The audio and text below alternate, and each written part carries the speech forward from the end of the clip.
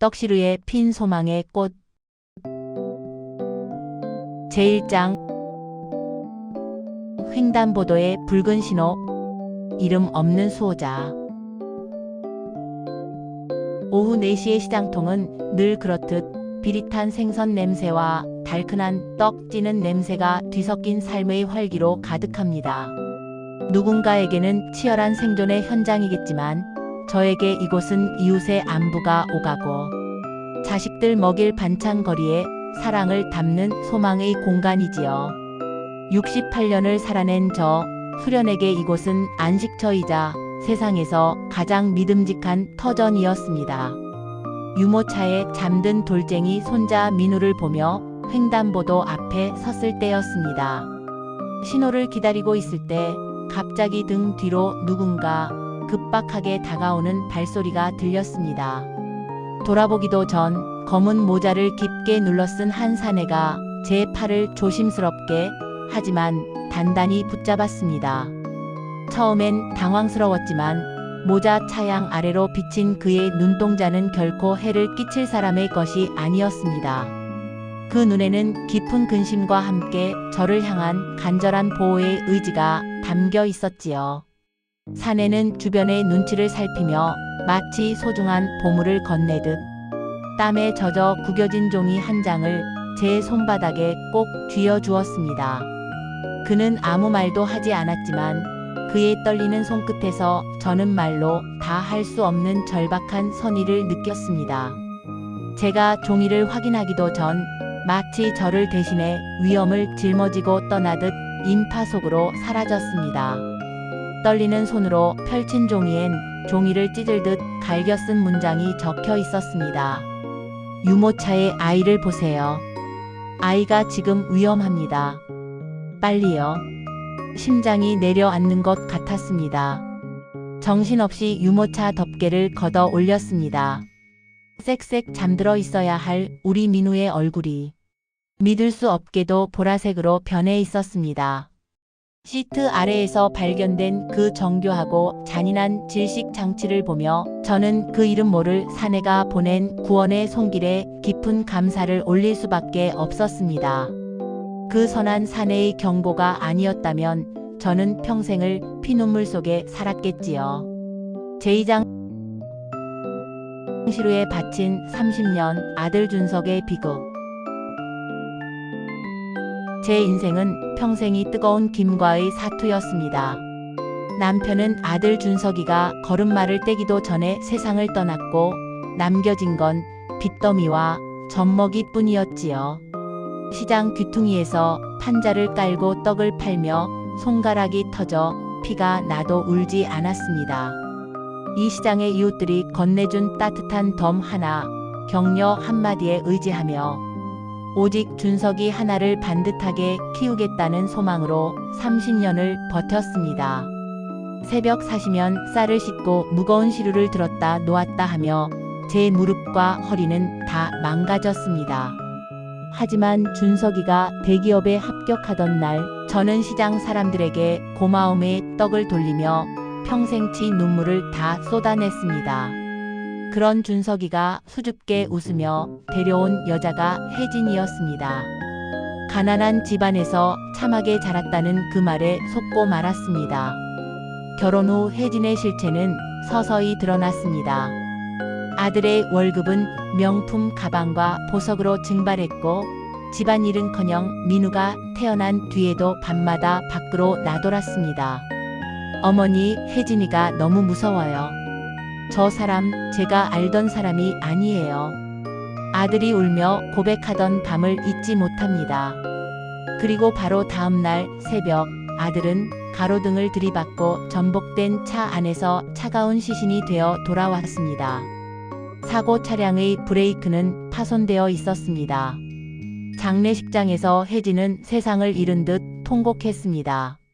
하지만 저는 보았습니다. 조문객이 뜸해진 심야, 화장실 거울 앞에서 입술 연지를 고쳐 바르며 살며시 미소 짓던 혜진의 그 소름 끼치는 옆얼굴을요. 그녀는 슬퍼하는 게 아니라 이제야 자유를 얻었다는 듯 웃고 있었습니다. 아들이 죽고 일주일 뒤 그녀는 보험금을 챙겨가 돌 지난 민우를 제게 내던지고 잠적해버렸습니다. 제3장 성녀의 탈을 쓴 악마의 귀환. 아들을 잃은 슬픔을 느낄 새도 없이 저는 다시 포대기를 둘러맸습니다. 민우 분유값을 벌어야 했으니까요. 시장 상인들은 자기 일처럼 아파하며 민우를 함께 돌봐 주었습니다. 그렇게 3년이 흘렀고 죽은 아들 대신 민우를 품고 살아가던 어느 날 혜진이 다시 나타났습니다. 화려한 외제차를 타고 세상에서 가장 선량한 얼굴을 한 채였습니다. 어머니, 죽을 죄를 졌어요. 이제 돈 많이 벌었으니 우리 민우 제가 제대로 키울게요. 무릎을 꿇고 눈물을 흘리는 그 모습에 시장 사람들은 며느리가 드디어 철이 들었다며 저를 축복해 주었습니다. 혜진은 매달 거액의 생활비를 붙이고 제 건강을 걱정하며 비싼 보약을 사다 날랐습니다. 하지만 그녀가 돌아온 뒤 집안 공기가 달라졌습니다. 밤마다 며느리 방에선 누군가와 은밀하게 속삭이는 소리가 들렸고 제가 민우를 보려 하면 이상하리만큼 예민하게 반응했습니다. 무엇보다 그 보약이 문제였습니다. 마시고 나면 머리가 안개 속에 갇힌 듯 멍해지고 환청이 들리기 시작했습니다. 어머니 자꾸 깜빡하시네요. 치매 검사 받아보세요. 민우가 불쌍하지도 않으세요? 며느리의 목소리는 부드러웠지만 저를 바라보는 눈동자는 뱀처럼 차가웠습니다. 갈증을 느껴 거실로 나간 어느 밤 혜진의 방에서 새어 나오는 소리를 들었습니다. 그 늙은이 약발이 좀 듣나 봐요. 어제는 벽을 보고 혼자 웃더라니까요. 내 연남의 목소리가 이어졌습니다. 적당히 해요. 보상금 20억 나오자마자 해외로 튀는 거니까요. 민우 이름으로 남겨진 땅 보상금 때문이었습니다. 며느리는 자식을 보러 온 게 아니라 그 피 묻은 돈을 위해 저를 미친 노인으로 만들고 있었습니다. 제4장 안개 속의 지옥, 가스라이팅의 덫. 보약은 매일 아침 걸을 수 없는 잔인한 의식이었습니다. 어머니, 이거 드셔야 민우 대학 가는 것까지 보시죠. 그 다정한 목소리가 제 목을 조르는 올감이었습니다. 약을 마시면 거실 벽지가 징그러운 벌레처럼 꿈틀거렸고 천장에서는 죽은 준석이가 피눈물을 흘리며 내려다보는 환각에 시달렸습니다. 혜진은 치밀했습니다. 제가 정신이 혼미해진 틈을 타 집안 곳곳에 위험한 덫을 놓았습니다. 냄비를 불에 올려둔 채 쓰러졌을 때 집안은 자욱한 연기로 가득했습니다. 며느리는 비명을 지르며 민우를 안고 밖으로 뛰쳐나갔습니다. 어머니, 우리 민우까지 죽일 셈이에요. 이웃 여러분 좀 보세요. 우리 어머니 상태가 이래요. 시장 사람들 앞에서 그녀는 가련한 며느리를 연기했고 평생 저를 믿어주던 이웃들조차 제가 노망이 난 것이라며 혀를 찼습니다. 억울함에 아들 친구 박 형사를 찾아갔지만 그는 안타까움이 섞인 눈으로 서류를 내밀었습니다.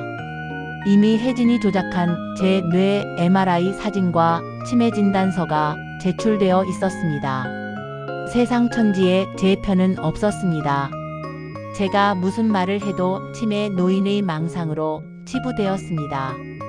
며느리는 집안 곳곳에 카메라를 설치해 저를 감시했고 제가 민우 근처에만 가도 짐승을 쫓듯 떼어 놓았습니다. 저는 제 집에서 철저히 고립된 이방인이 되어 죽음만을 기다리는 처지가 되었습니다. 제5장 벙어리 김씨, 침묵의 복수자. 절망의 끝에서 저는 시장 구석의 구두 수성공 김씨를 찾아갔습니다. 그는 과거 국가보안기관의 천재 해커였으나 혀를 잃고 은둔 중인 사내였지요. 횡단보도에서 제게 쪽지를 준 그 선한 사내도 아마 김씨와 연결된 시장의 일원이었을 것입니다. 시장의 그 치열한 소음 속에서도 김씨는 저의 위기를 조용히 지켜보고 있었습니다. 그는 제 손을 잡고 낡은 메모지에 썼습니다. 할머니, 약 먹지 마세요. 며느리가 보약팩에 주사기로 약물을 넣는 걸 봤습니다. 그는 제게 금태 돋보기 안경 하나를 내밀었습니다. 이게 무엇인가요? 안경 카메라입니다. 할머니가 보는 모든 것이 제 컴퓨터로 저장되고 라이브 송출됩니다. 그날부터 저는 연극을 시작했습니다. 며느리가 주는 보약을 마시는 척 소매 속 수건에 뱉어냈습니다. 정신이 맑아지자 보이지 않던 것들이 보였습니다. 공기청정기 필터, 민우의 인형 눈알 속, 주방 달력 뒤에 숨겨진 감시 카메라들까지 말입니다. 김 씨는 며느리의 통신 기록까지 해킹해 제게 들려주었습니다. 노인네 요양원 계약 끝냈어요. 거기 들어가면 죽어서나 나올 거예요. 며느리의 차가운 목소리에 저는 주먹을 피가 나도록 꽉 쥐었습니다. 아들을 죽인 것도 모자라 이제는 저를 산송장으로 만들고 손자의 미래까지 팔아치우려는 악마들. 김 씨, 제발 도와주세요. 내 목숨은 내놓아도 좋으니 우리 아들 원한을 풀고 민우를 구해야 해요. 김 씨는 조용히 고개를 끄덕였고 그의 눈에는 차가운 불꽃이 타올랐습니다. 제6장 사냥꾼이 된 할머니, 그물의 완성. 며느리는 저를 요양원으로 보내기 전 민우 명의의 재산을 가로챌 서류에 도장을 찍게 하려 할 것이었습니다. 저는 김 씨와 함께 치밀한 덫을 놓았습니다. 안경 너머로 비치는 모든 진실을 전 국민에게 실시간으로 중계하는 것, 그것만이 이 거짓의 성을 무너뜨릴 유일한 방법이었습니다. 어머니, 내일은 민우 데리고 큰 병원에 가요. 맛있는 것도 먹고요. 며느리의 목소리는 여전히 달콤했습니다. 하지만 저는 보았습니다. 그녀의 가방 속에 슬쩍 비친 인감도장과 상속 포기 각서들을요. 저는 해맑은 침에 노인의 미소를 지어 보였습니다. 그래, 혜진아. 내가 너 아니면 누굴 믿겠니? 우리 며느리가 최고지. 그날 밤 죽은 아들의 영정 앞에 앉았습니다. 준서가 무서워 마라. 엄마가 저 악마의 주둥이에서 내 원한을 다 뽑아낼 거다. 하늘에서 지켜봐 다오. 저는 김 씨가 준 안경을 닦고 또 닦았습니다. 이 얇은 유리알 안에 아들의 원한과 손자의 미래가 담겨 있었습니다. 다음 날 아침 차가 향한 곳은 병원이 아니었습니다. 인적 끊긴 외곽의 pen행동 창고였지요. 그곳엔 혜진의 네 연남과 덩치 큰 사내들이 기다리고 있었습니다. 차에서 내리자마자 혜진의 표정이 180도 바뀌었습니다. 어머니, 이제 연극 끝내죠. 지장 찍으세요. 저는 떨리는 연기를 하며 안경테의 버튼을 눌렀습니다. 아주 작게 붉은 점이 깜빡이기 시작했습니다. 제7장 폐공장의 사투, 가면을 벗은 악마. 차가운 콘크리트 바닥의 냉기가 뼈마디까지 시리게 파고들었습니다. 혜진은 이제 효부의 가면을 집어 던졌습니다. 제 팔을 거칠게 잡아 끌어 의자에 앉혔지요. 어머니, 이제 그만 찍으세요. 이거 찍고 약 한 사발 시원하게 드시면 금방 천국에서 준석 오빠 만날 수 있어요. 거기가 편하실 거예요. 내 연남이 쇠파이프를 질질 끌며 다가왔습니다. 소름 끼치는 쇠소리. 저는 몸을 벌벌 떨며 안경 렌즈를 혜진의 얼굴에 고정했습니다. 혜진아, 내가 어쩌다 이렇게 됐니? 우리 준석이가 너를 얼마나 아꼈는데. 너도 민우 엄마 아니냐. 어떻게 자기 자식 앞길까지 망치려 들어. 제 물음에 며느리가 광기 어린 웃음을 터뜨렸습니다. 엄마요? 내가 그 지긋지긋한 가난에서 벗어나려고 결혼했지 애 키우려고 그런 줄 알아요? 오빠가 그날 밤 내 가방에서 사채 서류만 안 꺼내 봤어도 안 그랬을 거예요. 차에서 브레이크 오일 빼는 거 생각보다 쉽더라고요. 오빠가 마지막에 핸들 꺾으면서 내 이름 부르는 거 듣는데 미안하긴커녕 시원하더라고요. 이제 당신 이름으로 된 양평 그 땅값 20억은 다 내 거예요. 그 입에서 터져 나온 자배. 아들의 마지막을 난도질하는 그 말에 나는 심장이 찢어지는 것 같았습니다. 하지만 참았습니다. 그녀의 일그러진 욕망을 낱낱이 기록하며 저 자신마저 썸뜩한 무서운 미소를 지었습니다. 혜진은 제 미소의 의미를 이해하지 못하고 고개만 갸웃거렸습니다. 노인네가 진짜 미쳤나 봐요. 야, 손가락 잘라서라도 지장 찍어. 그리고 처리해. 내 연남이 쇠파이프를 치켜든 순간 공장 구석의 스피커에서 수만 명 시청자의 분노가 쏟아져 나왔습니다. 김 씨가 해킹으로 연결한 라이브 방송의 댓글창 음성 변환 소리였다는 것을 이 악마들은 까맣게 몰랐겠지요. 지금 112 신고 접수 완료. 저 살인마 잡아라. 남편을 죽였다고? 저게 사람이야? 할머니 조금만 버티세요. 경찰차가 가고 있습니다.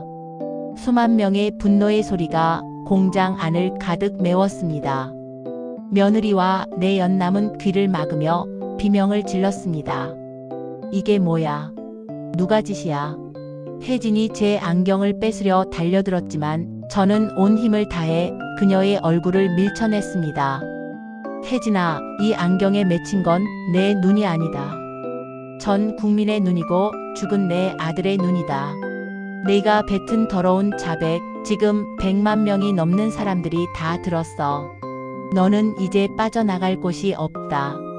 자수해라. 공장 밖에서 요란한 사이렌 소리가 들려왔습니다. 경찰차 조명이 폐공장 구석구석을 대낮처럼 밝혔고 아들의 친구인 박 형사가 무장 대원들과 함께 들이닥쳤습니다. 그는 실시간 영상을 보고 사색이 되어 달려온 것이었습니다. 강혜진 씨, 당신을 현시각 불호살인 및 살인미수 혐의로 긴급 체포합니다. 변호사를 선임할 수 있으며 변명의 기회가 있고 한 진술을 거부할 수 있으며 체포적부심을 법원에 신청할 수 있습니다. 제구장 사필규정 법정의 눈물. 수갑이 채워지는 순간에도 혜진은 저를 향해 저주를 퍼부었습니다. 저는 그녀의 면전에 대고 일갈했습니다.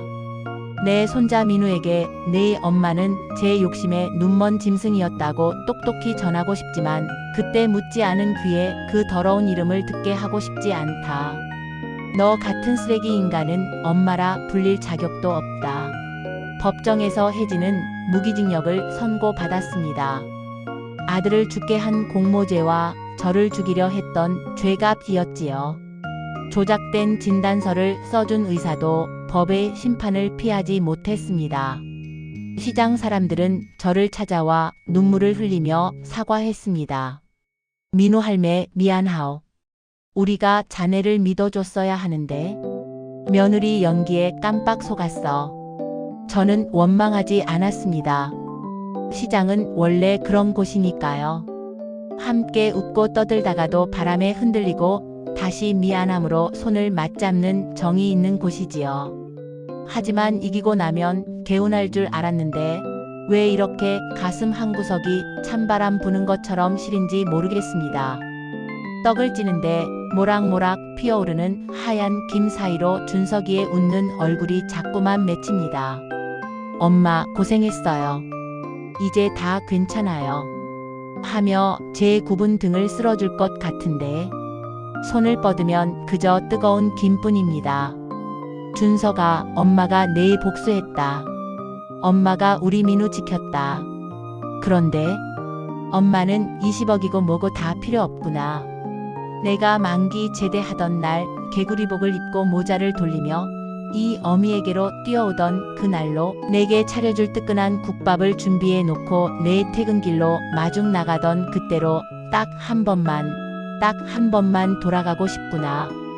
그렇게 한없이 바램을 읊고 싶었지만, 그렇게 주저앉아 펑펑 울고 싶었지만, 어린 손자 민우가 제 옷자락을 붙잡고 웃고 있으니까 저도 속절없이 웃고 말았습니다.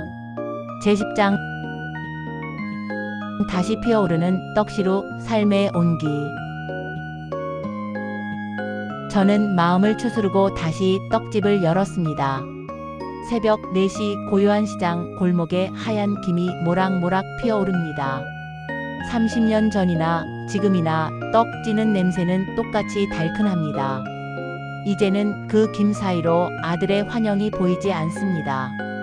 대신 억울함을 푼 아들의 영혼이 편안하게 잠들었음을 느낍니다. 이제 제법 씩씩해진 민우가 앞치마를 붙잡고 웃습니다. 아이를 꼭 껴안으며 하늘을 봅니다. 준서가 보고 있니? 내가 목숨 바쳐 지키려 했던 내 자식, 이 엄마가 지켰다. 너를 죽음으로 몰아넣은 어둠을 엄마가 다 걷어냈단다. 제 인생은 평생 뜨거운 김과의 싸움이었지만 이제 그 김은 저를 괴롭히는 열기가 아니라 민우를 키워낼 따뜻한 온기입니다. 돈? 그까짓 거 없어도 그만입니다. 내 새끼의 웃음소리 하나면 저는 세상에서 가장 부자입니다. 오늘도 할머니, 떡 맛있어요. 저 어린이집 다녀올게요. 하는 이 어린 것이 할미를 참 신나게 합니다. 여러분, 시장은 참 따뜻한 곳입니다. 비록 가끔은 비바람에 흔들리고 온갖 악이 숨어들기도 하지만 결국 그곳을 지키는 건 평범한 사람들의 사랑과 소망입니다. 횡단보도에서 제게 종이를 건넸던 그 선한 눈빛처럼 우리 곁엔 늘 보이지 않는 수호자들이 있습니다. 진실은 반드시 밝혀지고 정의는 포기하지 않는 사람의 편입니다. 이 기막힌 이야기 끝까지 들어주셔서 감사합니다. 다들 행복하십시오.